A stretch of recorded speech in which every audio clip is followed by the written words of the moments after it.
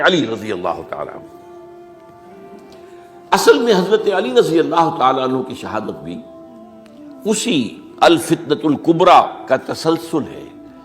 وہ جو عبداللہ ابن سبا کا پیدا کردہ عظیم ترین فتنہ تھا، اسی کا ایک نتیجہ حضرت علی کی شہادت بھی ہے، لیکن وہ بات ذرا تفصیل سے سمجھنی ہوگی۔ اور اس کے لیے میں ممنون احسان ہوں، حال ہی میں ایک کتاب چھپی ہے، ڈاکٹر سید رضوان علی ندوی، وہ محقق ہیں تاریخ کے، انہوں نے بڑی تاریخی تحقیق کے بعد جو باتیں بیان کی ہیں وہ میں آپ کے سامنے رکھ رہا ہوں۔ عرب میں جنوب مغرب کی کونے میں جہاں یہ یمن بھی آباد ہے، اس کے اوپر نجران ہے، اسی علاقے میں یمامہ کا علاقہ کہلاتا ہے۔ یہاں ایک قبیلہ آباد تھا، بنو تمیم۔ یہ جو لوگ تھے بڑے کرخت مزاج، جنگجو، اکھڑ، ضدی، اور جس بات کو ایک دفعہ مان لے اس پر اڑ جانے والے اور مر مٹنے والے۔ یہیں سے فتنہ پہلا اٹھا تھا۔ سب سے بڑا جو نئے جھوٹے نبی کھڑے ہوئے تھے ان میں سب سے بڑا تو مسیلمہ کذاب تھا، یہی تو علاقہ تھا۔ اور اس کے خلاف اس فتنے کی سرکوبی میں کتنے صحابہ، 1200 صحابہ ایک جنگ کے اندر شہید ہوئے، جن میں 500 جو ہیں وہ حفاظ تھے رضی اللہ تعالیٰ عنہ اجمعین۔ تو یہ لوگ جو یہ تھے بڑے زوردار تھے۔ اس قبیلے کے بارے میں حضرت عمر رضی اللہ تعالیٰ عنہ نے ایک بڑی عجیب حکمت عملی اختیار کی۔ ان کو وہاں سے اکھاڑ کر اور ایران کی سرحدوں پر آباد کر دیا، اب جہاں پر جہاد ہو رہا تھا، تاکہ ان کے اندر جو یہ جنگجوئی ہے یہ اب اس مقصد کے لیے استعمال ہو، اب وہ دارالاسلام کی توسیع کے مقصد کے لیے استعمال ہو، اور وہ ہوئی۔ حضرت عمر نے 2 چھاؤنیاں بنائی تھی رضی اللہ تعالیٰ، کوفہ اور بصرہ، کیونکہ ظاہر بات ہے کہ اب جو اسلام کا دائرہ پھیل رہا تھا اور اسلامی حکومت پھیل رہی تھی، اور زیادہ تر جو ہے مشرق کی طرف پھیل رہی تھی، ایران اور خراسان وغیرہ کی طرف۔ تو اب مدینے سے اس کا کنٹرول اتنا آسان نہیں تھا، فاصلہ تھا، تو چھاونیاں بنائیں تاکہ یہ اس سرحد کے اوپر یہ موجودہ مرکز رہے، یہاں فوجیں موجود رہیں، کہیں کوئی بغاوت ہو تو اس کو کچلنے کے لیے وہ قوت فوری طور پر دستیاب ہو سکے۔ یہ لوگ ہیں کہ جو عبداللہ ابن سبا کی فتنے سے سب سے زیادہ متاثر ہوئے۔ ان کی مزاج میں وہ کجی تو تھی نا۔ حضرت عمر بھی ان کا جو ایک مضبوط کنٹرول تھا انہیں دبائے رکھا ہے، اور ان کا رخ جو ہے ایک دوسری طرف موڑ کر اس سے اسلام کو فائدہ پہنچایا۔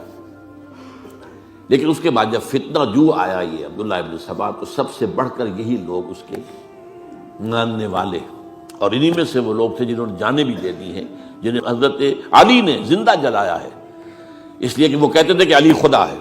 اے علی تم خدا ہو، تم ہمیں آگ میں جلا رہے ہو، یہ تو تم ہمارا امتحان لے رہے ہو۔ وَلَنَبْلُوَنَّكُمْ بِشَيْءٍ مِّنَ الْخَوْفِ وَالْجُوعِ وَنَقْصٍ مِّنَ الْأَمْوَالِ وَالْأَنفُسِ وَالثَّمَرَاتِ۔ اب وہ اس آیت کو اپنے اوپر منطبق کر رہے ہیں۔ تو یہ جو کرخت لوگ تھے، انہوں نے در حقیقت جو ہے عبداللہ ابن سبا کے کردار میں سب سے بڑا رول پلے کیا، اور انہی کے ہاتھوں حضرت عثمان شہید ہوئے رضی اللہ تعالیٰ۔ اور اس کے بعد انہوں نے حضرت علی رضی اللہ تعالیٰ عنہ کو اپنے گھیرے میں لے لیا، کیونکہ انہی کی کثیر تعداد موجود تھی مدینے میں جب حضرت عثمان شہید ہوئے۔ اس کے بعد اب ظاہر بات ہے کہ کوئی نہ کوئی تو خلیفہ ہونا چاہیے تھا۔ حضرت طلحہ سے کہا گیا، انہوں نے معذرت کر لی، حضرت زبیر سے کہا گیا، انہوں نے معذرت کر لی۔ اب ظاہر بات ہے کہ حضرت علی آخر امت کو چھوڑا تو نہیں جا سکتا تھا بغیر امام کے، انہوں نے قبول کر لی، اگرچہ حضرت حسن روکتے رہے کہ ابا جان یہ ان لوگوں کی بیعت جو ہے آپ قبول نہ کیجیے۔ حضرت حسن تو ان میں سے ہیں جو حضرت عثمان کے دروازے پر کھڑے تھے پہرے دار کی حیثیت سے، حسن اور حسین رضی اللہ تعالیٰ عنہ، انہیں تو معلوم تھا فتنہ جو کون لوگ ہیں۔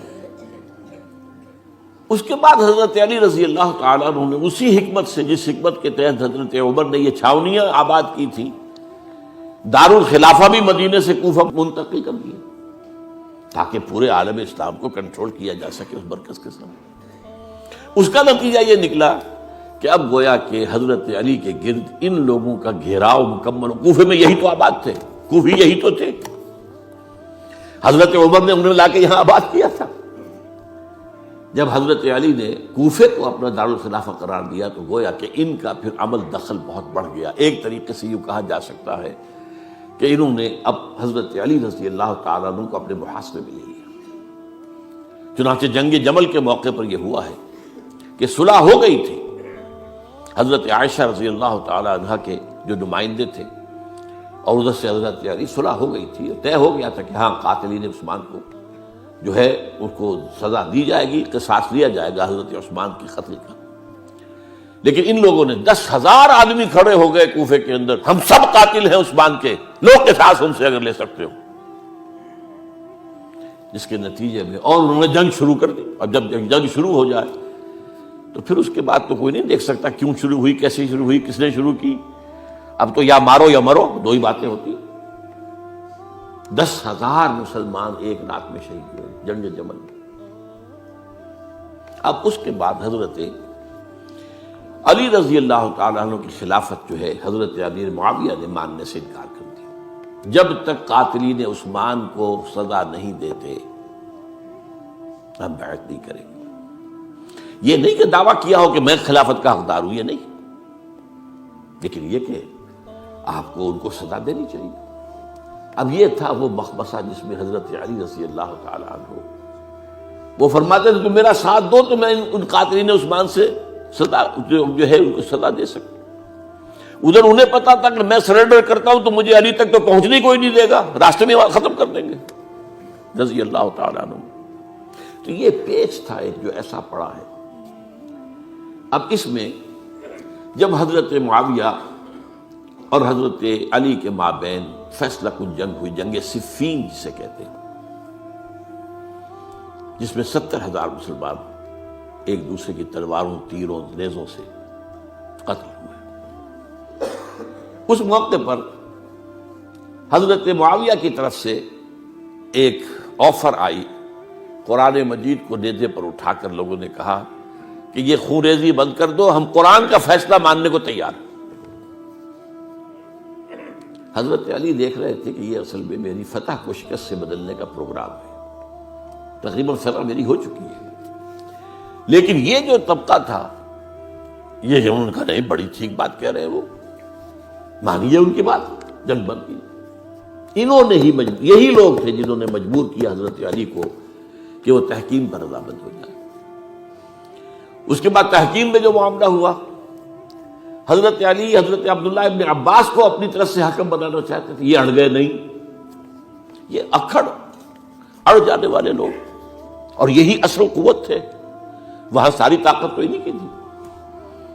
تو انہوں نے ابو موسیٰ اشعری کو اپنی طرف سے مقررہ، وہ بہت نرم خو آدمی تھے، انہیں بنا. بہرحال جو بھی بات طے ہوئی، اب تاریخ کی روایتوں میں اختلاف ہو سکتا ہے. کہا یہ جاتا ہے کہ طے تو یہ ہوا تھا حکمین کے مابین، ادھر سے ابو موسیٰ اشعری، ادھر سے عمرو بن العاص رضی اللہ تعالی عنہما، کہ آپ اپنے جو کلائنٹ ہیں حضرت علی آپ انہیں معزول کر دیجئے، میں معاویہ کو معزول کر دیتا ہوں. پھر جو ہے مسلمان فیصلہ کر لے کسی اور کی عبادت. انہوں نے کھڑے ہو کے کہہ دیا میں علی کو معزول کرتا ہوں، اور عمرو بن العاص نے کہا کہ میں معاویہ کو قائم کرتا ہوں. اب یہ ہے روایت، واللہ عالم اس میں کتنا سچ ہے کتنا جھوٹ ہے. میں کوئی مورخ نہیں ہوں، میں کوئی تاریخ کا محقق نہیں ہوں. اس کے بعد جو ہے اب یہ لوگ انہوں نے کہا کہ مانیے تحکیم کو، اور جب انہوں نے حضرت علی نے اس تحکیم کے فیصلے کو ماننے سے انکار کیا تو باغی ہو گئے. حضرت علی کو کافر قرار دیا، اور جا کر ایک جگہ پر حرورہ ایک جگہ تھی وہاں پر جا کے جمع ہو گئے، جتھا بندی کی بہت بڑی طاقت پر وہاں کر. انہوں نے طے کیا کہ علی بھی کافر ہو گیا، معاویہ بھی کافر ہو گیا، عمرو بن العاص بھی کافر ہو گئے، سب کافر ہیں. حضرت علی کی طرف سے ایک گئے سفیر ان سے بات کرنے کے لیے، تو انہوں نے کہا تم ہی نے تو کہا تھا کہ تحکیم کو تسلیم کرو، کہ ہاں ہم نے گناہ کیا تھا، کفر کیا تھا، ہم توبہ کی ہم نے. اگر علی بھی مان لے کہ میں نے مان کر کفر کیا تھا اب میں توبہ کرتا ہوں تو ہم ان کی بات مان لیں گے۔ اب حضرت علی اس طرح کا جھوٹ کیسے بولتے؟ انہوں نے تو کوئی کفر نہیں کیا تھا۔ بہرحال انہوں نے پھر بھی نرمی برتی کہ دیکھو اگر تم کوئی خونریزی نہیں کرو گے، فساد نہیں مچاؤ گے تو میں تمہیں کچھ نہیں کہوں گا۔ لیکن وہ اپنی ان شرارتوں سے بعد نہیں آئے۔ تو پھر تیسری جو بڑی جنگ ہوئی ہے ان جنگوں میں، جنگ نہروان کہلاتی ہے، حضرت علی کی جنگ خوارج کے ساتھ، جس میں 4000 خارجی جو ہے وہ قتل ہوئے۔ اور یہ بات اب آپ نوٹ کر لیجئے کہ یہ لوگ جیسا کہ اکھڑ بھی تھے لیکن اپنی بات پر ڈٹ جانے والے تھے، لیکن ساتھ ہی دیندار بھی تھے، نمازی اور روزہ دار بھی تھے۔ یہ اس طرح کے لوگ نہیں تھے کہ جو فاسق اور فاجر ہو، بس یہ مزاج کا ایک ہے جو بات دل میں بیٹھ گئی اڑ گئے۔ تو یہ اصل میں انہوں نے پھر فیصلہ کیا کہ اور تو ہمارے بس میں اب کچھ نہیں ہے، ان تینوں کو قتل کر دیا جائے، علی کو بھی اور معاویہ کو بھی اور عمرو بن العاص کو بھی۔ تو ایک جگہ ان کی سازش ہوئی، 3 آدمی معین ہو گئے، ایک ہی وقت کا طے فیصلہ ہو گیا، فلاں تاریخ کو فجر کے وقت تم جاؤ، وہ تم کوفے کی جامع مسجد میں، جب علی نماز جماعت کرا رہے ہو خنجر مارو انہیں۔ اور یہ اس کا نام ابن ملجم تھا، خارجی، یہ وہی لوگ بنو تمیم کے لوگ۔ دوسرا جو تھا وہ دمشق میں حضرت معاویہ کو قتل کرنے شہید کرنے کے لیے پہنچ گیا۔ تیسرا مصر پہنچ گیا حضرت عمرو بن العاص کو۔ اب یہ بات اللہ کی طرف سے ہے، یہ تو اس کی مشیت ہے، اس کا فیصلہ ہے۔ حضرت علی پر وار کارگر ہوا، آپ شہید ہو گئے۔ حضرت معاویہ پر وہ وار ذرا اوچھا پڑا، زخمی تو ہوئے لیکن آپ کی جان بچ گئی۔ عمرو بن العاص اس روز مسجد میں کسی معذوری کی وجہ سے، عذر کی وجہ سے فجر میں آئی نہیں سکی، لہذا حضرت علی کی شہادت ہو گئی۔ اب یہ ہے اصل پس منظر، کن لوگوں نے کیا شہید، اصل میں وہ سمجھ لینے کی بات ہے۔ یہ خوارج نے شہید کیا، لیکن خوارج کا فتنہ سبائی فتنے ہی کا آف شوٹ ہے، اسی کے ذیل میں ہے، اسی کی ایک شاخ ہے، اسی کا ایک نتیجہ ہے۔ یہ خوارج جو ہے بعد میں بھی ان کی مسلسل جو ہے وہ جنگیں رہی ہیں۔ بہرحال اس صورتحال کو یہ سمجھ لیجئے کہ یہ خلفائے ثلاثہ رضی اللہ تعالی عنہ، حضرت عمر شہید، عثمان شہید، علی شہید۔ عجیب بات ہے کہ تینوں کا نام عین سے شروع ہوتا ہے، عمر عین سے، عثمان عین سے، علی عین سے، تینوں شہید ہوئے ہیں۔ لیکن یہ کہ یہ ہے تاریخی پس منظر۔